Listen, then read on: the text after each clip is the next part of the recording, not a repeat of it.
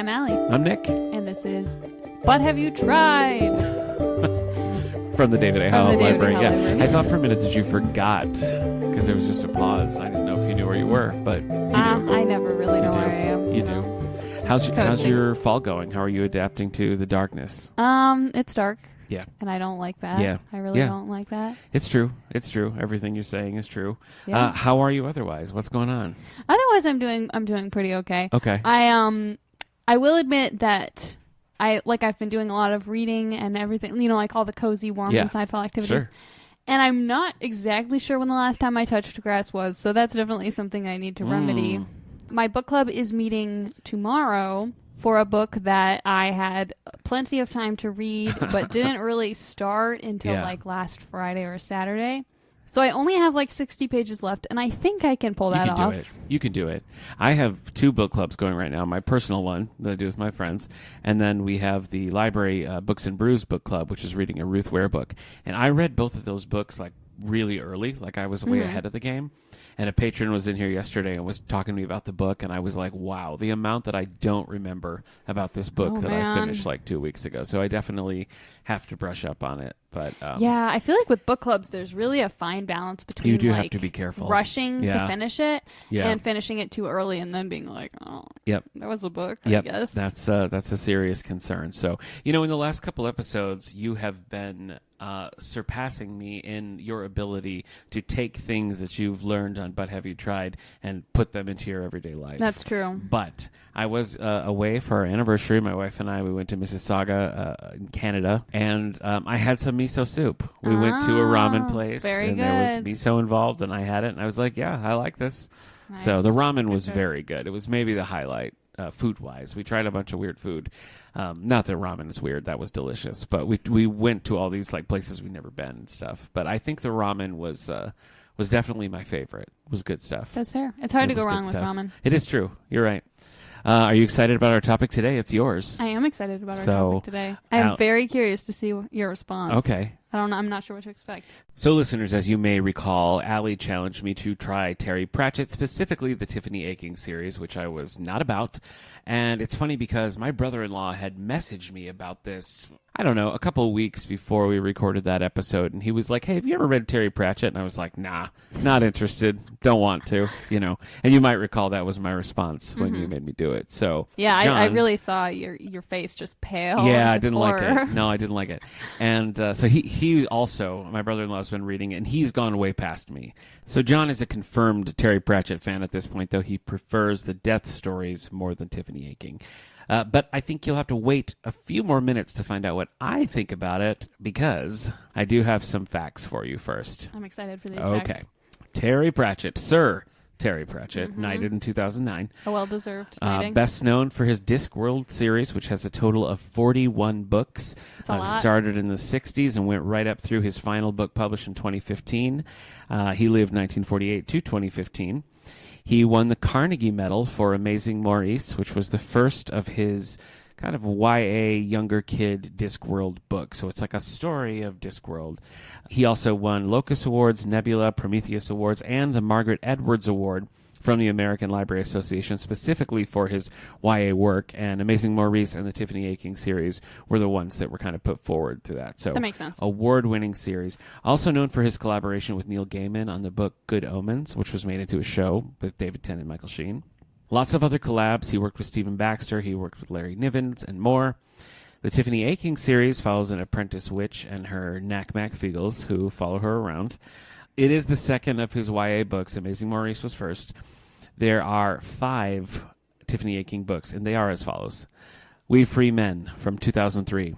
A Hat Full of Sky from 2004. Wintersmith from 2006. I Shall Wear Midnight from 2010. And The Shepherd's Crown from 2015. So The Shepherd's Crown ended up being the last book. Discworld book. And I think it's a good finale to the whole series. Oh, you read it? Okay, so you read the whole Tiffany Aching series. I read the whole Tiffany Aching series. Distance. Okay. And I think The Shepherd's Crown, it's a little weird because apparently when Terry Pratchett writes his books, he writes the book and then he goes back and adds the funny stuff. Okay. And so the book, it has some funny stuff, but it doesn't have as much funny stuff as all the other books because he Okay. didn't have a chance to finish adding it. I see. But it ties together a lot of characters, and I feel like it's a good sort of triumphant finale, I feel like, for the series. I was reading about the conclusion of that book and just him trying to write it while his health was still allowing him to. And there was a lot of speculation and talk from collaborators and family and stuff that there was much more intended for that book, and there was going to be a little bit more of, of an epilogue that kind of, and it didn't happen. And his daughter has come out and said, that's it. We're not doing a unreleased or incomplete kind of things. Like that really is the final words. I could understand for sure people wanting to read any like unreleased stuff, but I also feel like if you've got a really good conclusion, you might stick with that. Yeah, that makes sense. So, for better or worse, that's how the series ends. So you have read them all, and you must have read them all relative. I mean, I feel like I remember us talking about you starting this journey. Yes, right. I read the first one, December 31, 2022. Okay. And The Shepherd's Crown, March 16th, 2023. So over like 4 months, I read all 5 of these. Yeah. Yeah, I mean, I'm not surprised. That certainly sounds like you. Have you gotten the Louise Penny book? Has this happened? I have gotten the newest Louise Penny book. I have started reading it. I have not been able to dive into it the way that I want to because I've been held back by the book club book. Okay. I was like, one of two things is going to happen. Either I'm not going to be able to spend as much time with Louise Penny as I want, or there's like zero chance of me finishing that book club book at all. Okay. And it seems like book club book, that's the one that... It's got to take precedence. Yeah, I'm doing my best. Yeah. I hate being trapped in a book. I really do. Let's see. There's a few more things here. Okay, so... The We Free Men, they started talking about doing a movie in 2006, so shortly after it was written. Sony acquired the rights. It seemed like it was going to happen, and then it was just kind of like crickets. Rihanna Pratchett, who is Terry Pratchett's daughter, and also wrote a companion Tiffany Aching book. I don't know if you've seen that. No, it's like I'll have to look for it. Tiffany's Guide to Being a Witch or something. Oh, yeah, I think I've heard of that. Yeah. Anyway, she announced in 2016 that she was developing the film with the Jim Henson Company, but 2016 was quite a while ago. Yeah, that's true. Recalled. So, who knows? Who knows if it's ever going to happen? I don't know. I mean, having read it, I'm not sure if that would work or not. Do you think a film would? I feel like it could work. Okay. But... Like, I mean, as always, I'd be, like, worried that they'd, like, mess it up and it would be sad and a bad time because sometimes that happens with film adaptations. Yes. I feel like it could work. I feel like the first one isn't the most, like, cinematic. Yeah. But maybe some of the later ones would be. I also don't know if it would be better. Like, it might be better as, like, a short show than a movie. Yeah. And I also wonder if it would be better animated than live action. Well, okay, so one of the things that I did in this was I watched the movie, The Amazing Maurice. Have you seen that? I haven't. I've heard it's not great, but I have not seen it.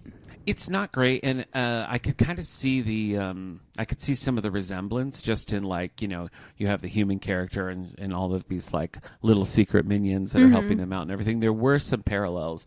Death is in it, and I thought that scene was particularly good. I was watching this with my wife, and she was like, "It's Rincewind!"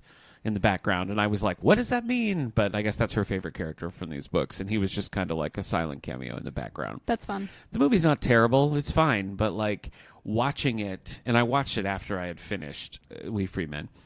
Watching it, I did kind of feel like the hook of Terry Pratchett that you get on the page, I didn't feel like was really clicking there. I feel like it would be, because, like, so much of it is his tone, and I feel like it would be really hard to capture that tone without having a narrator, and that can be weird in a movie to try and have a narrator. So the movie was fine, and I was just trying to broaden my Terry Pratchett experience a little bit.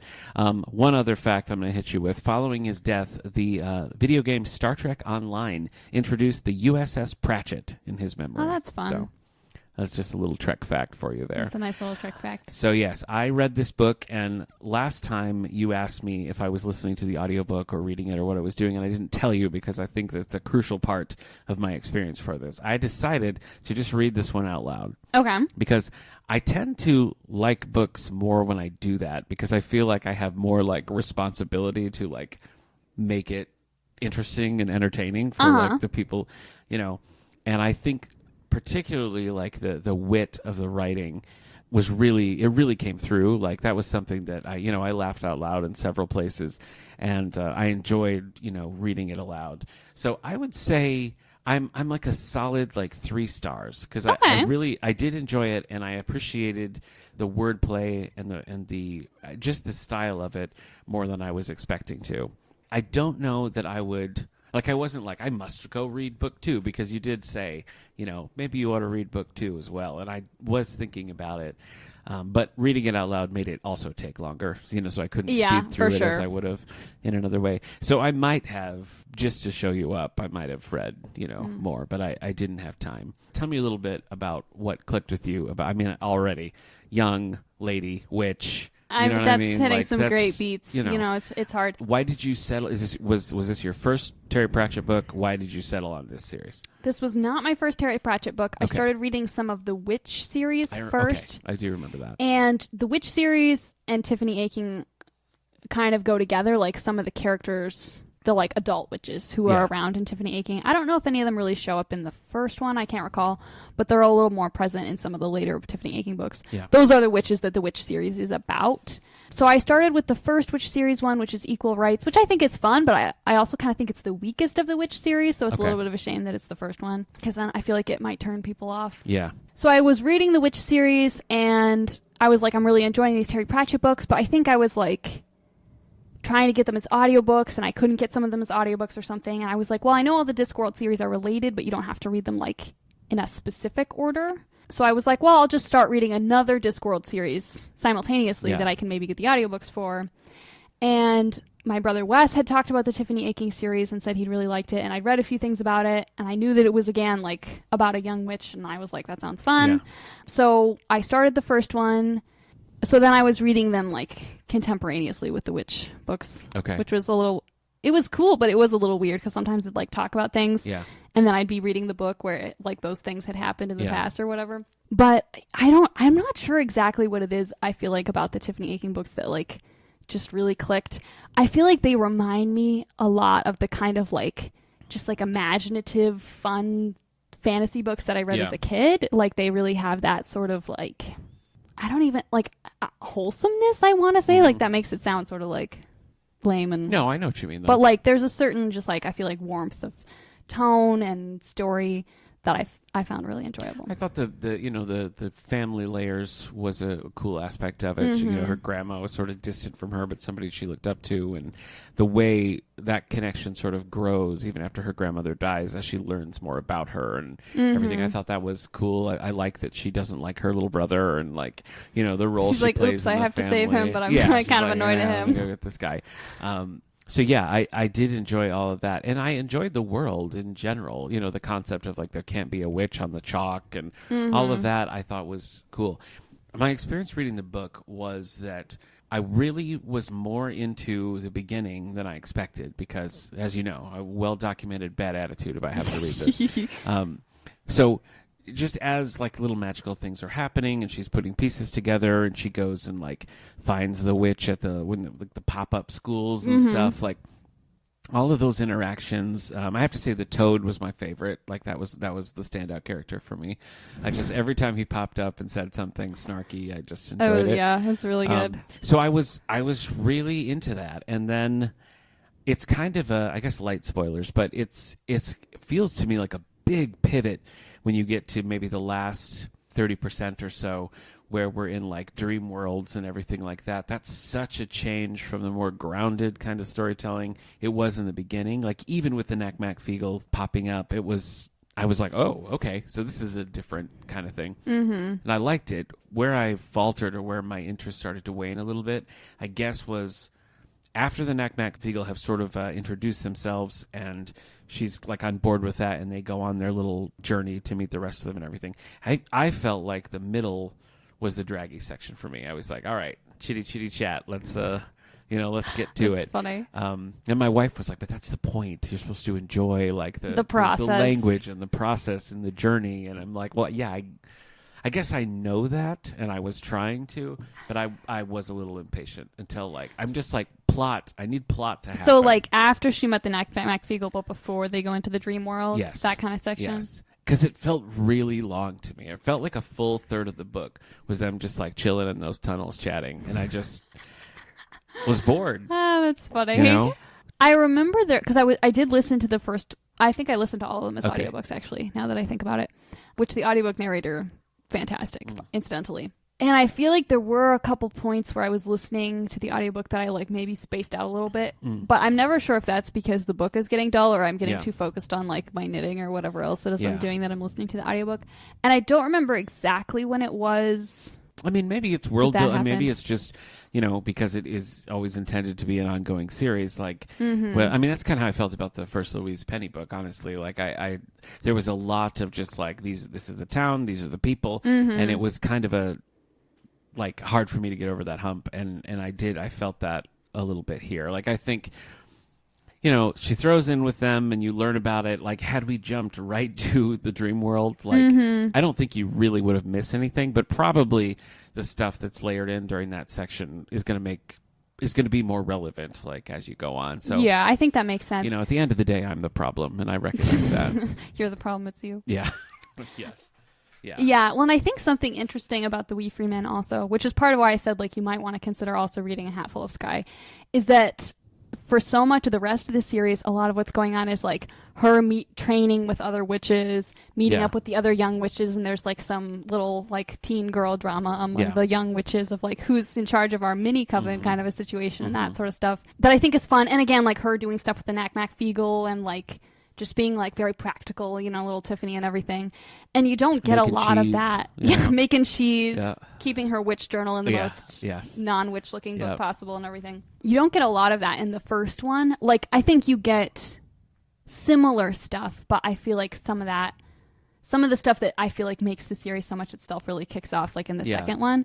So I think probably some of that like more boring middle section that you're talking about is kind of probably laying foundation for some of that. Okay. All right. Well, and again, I'm not saying the book is boring. It's just that was That the thing middle for section me was a little that meh. made me like a little less, you know, that probably cost it a star is what I'm saying in my review. But I really, when she was meeting, I can't remember that witch's name. What is it that she meets? Miss Tick. Yeah, Like Miss Tick. Get it? I liked all that, and you know that kind of comes back around towards the end. And I did want more of that, and I wanted a little less of like the Snow White and the Seven Dwarfs vibe that I was picking up in the center there. So I don't know. It's I'm not, you know, never say never. I'm not saying I will never read this again. And I do owe you a debt of gratitude because now when people are like, "Have you ever read Terry Pratchett?" I can be like, "Actually, I have." I have. So, you know, I mean, that just gives me a little bit of street cred. And then That's true. I won't say anything else about my opinions. Right, So that just they that think you've I'm- read. Yeah. Yeah. Just, yeah. oh, of course I have. Yeah, well, who hasn't? Who hasn't read Is Terry what I'll Pratchett? say. So, no, I'm glad that I liked it. I liked, there's the ongoing thing with her grandmother, and she's sort of figuring out that, like, was my grandmother a witch? You know, like, I liked all of that, the realizations of that, and I like what they did with the tobacco tin that the grandma had and the way people would sort of leave that around and how they sort of, light spoilers, sort of go into that, like the scene on that package. I always like that kind of thing. I think that's really inventive. And I felt like that scene was good. I also liked tying it into the missing prince or whatever from earlier on. Like, I should have seen that coming and I didn't. So, like, when it happened, I was like, oh, right on. You know, That guy, that's yeah. cool. Yeah, let's do it. So, yeah, no, I think overall it was a good experience, and I'm glad to have done it. And what's the second one called again? A Hatful of Sky, All right. where Then she meets her best friend, the Pig Witch. Oh, Yeah. okay. Well, that sounds fun. Right? That sounds fun. And I never heard the audiobook because I just read it. So maybe when I'm itching for an audiobook, I'll check it out. All right. So you're Terry Pratchett.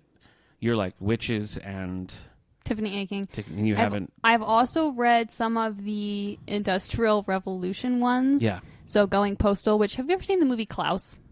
No, I know what it is though. It's kind of like Klaus, but it's Terry Pratchett. I see. This like criminal dude has to make the post office work. Is Hogfather, that's a Terry Pratchett thing? That is right? a Terry Pratchett. I swear I've seen. Isn't there a movie or like a? I think there might be a movie of I Hogfather. am almost positive that I have seen a Hogfather thing. I would believe it. I feel like I might have heard some rumblings about that. Yeah. That's part of the death series, which if you like the Okay. death scenes, I did. You should read the Death series. Yeah, in Amazing Maurice. I really like when Death showed up. It was cool, and like his like tone was cool. Mm-hmm. I liked all of that, and that's my wife was like, "Well, there's a lot of this in the series." There's a lot. Yeah, the Death series is kind of like my next up plan of like which of the Discworld series I'm going to read. But yeah, going postal, and then there's another one that's like about trains. There's just some really fun ones, and then some of the ones about the like City Watch in Ankh-Morpork, which is the like big city. Yeah, which are also fun. There's like a human who was raised by dwarfs, so he kind of acts like a dwarf culturally, but he's really tall, and it's kind of weird. All right. And a werewolf who's on the City Watch. You know, it's a good time. Maybe we should book club these. Like maybe we should do that would like be fun. Maybe we should do like a Discord book club, a Discord Discworld. That feels like destiny. Look at that right there. I mean, that feels like some Terry Pratchett wordplay right there. It really does. Maybe we should pick one of the best death book. And I think that would be fun. Just read it. Shout out to all you nerds like out on the internet. Let's talk Terry Pratchett. Let's talk Terry Pratchett.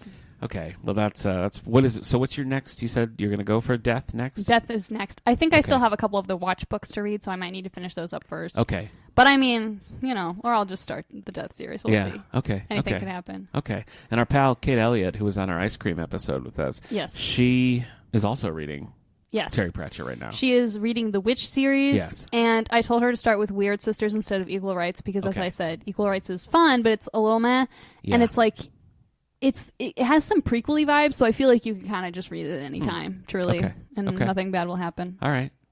I mean, with 41 books, you must be able to. My brother-in-law also sent me like a grid of like this, and it's like my eyes crossed. I couldn't even. Yeah, the like reading order charts for Discworld are pretty intense. I say that, but the Star Trek reading order thing that I have is just as nauseating, and I do just fine. So it's just if you have the dedication. If you have the dedication, I'm just gonna board the USS Pratchett and figure this out. So listen, Allie. Yes. Allison. I know that you like Terry Pratchett, but have you tried using acrylics to paint a lovely winter scene? You know, I've never painted a winter scene specifically, actually. I know that you do some painting. I do some painting. I know. Do you mostly do watercolors, or what do you primarily? It kind of depends on the mood. Okay. Kind of depends. So, all right. I have not painted a winter scene with acrylics, though. Okay. I feel like that'd be hard with all the whites. See, I was gonna do a painting thing, but I was like, she's gonna say yes, but I'm gonna drill it. You're gonna make it nice and specific. Yeah, we'll do a winter scene. So, what do you do? What do you do when you paint? Do you do you just like the inspiration strikes? Are you following tutorials? What are you doing? I usually find a reference image. Gotcha. And then I just paint. I just figure out how to do it from the reference image, and maybe it looks good and maybe it doesn't. Okay. So you're more advanced than me. I have there's a YouTube channel that I really like called Michelle the Painter. Have you ever come across this? I don't think so. Okay. Well, I like it because like she gives you sizes and like here's all the colors you're going to need, and then it's just kind of like a fun video and you paint along, not unlike a Bob Ross. That does sound very satisfying. I have a couple that I'm narrowed it down to, but we can look at them together and settle on a winter scene. And I think we both paint it and just see what happens. That sounds like fun. And I'm prepared for mine to be worse than yours, and I think we have a lot of talented artists on staff, so I think we should just put it out to everybody and be like, if you want to paint a winter scene, if anybody wants to paint this scene, we could do like a little mini exhibition of all of our paintings. Yeah, and if you don't want to follow the guide, you don't have to. We could just settle on an image. But I feel like following the guide sounds fun. I haven't really tried following a painting guide like that, and maybe I should because I feel like that could be very helpful for me. Okay. So yeah. All right. That sounds good. So just in time for the holidays. So. 2 weeks we're going to be back talking about all the things we're reading and watching, and then a month we'll have to show our acrylic winter paintings. Scenes, which you've never done before. Which I have never done before. So pretty exciting. I think that's when I started, was around the holidays. So okay, so that makes sense. I painted like a little elf on a sled that we always like put up around Christmas, and that's like some fun. Christmas trees and just that kind of stuff. I'm weirdly like when it comes to puzzles. I'm weirdly into like an Americana vibe, Okay. Which, so I do tend to like those kind of things. So we'll look and decide. Are you excited? I am excited. Okay, good. I feel ready for this challenge. Okay. All right. Well, thanks for listening along to our Terry Pratchett discussion, everyone. And if you want to be reading any Terry Pratchett books, we have a bunch in the collection. There are so many to choose from. Correct. All paths of Terry Pratchett are a good path to choose. Okay. In the meantime, thanks and see you next time. Bye. Bye.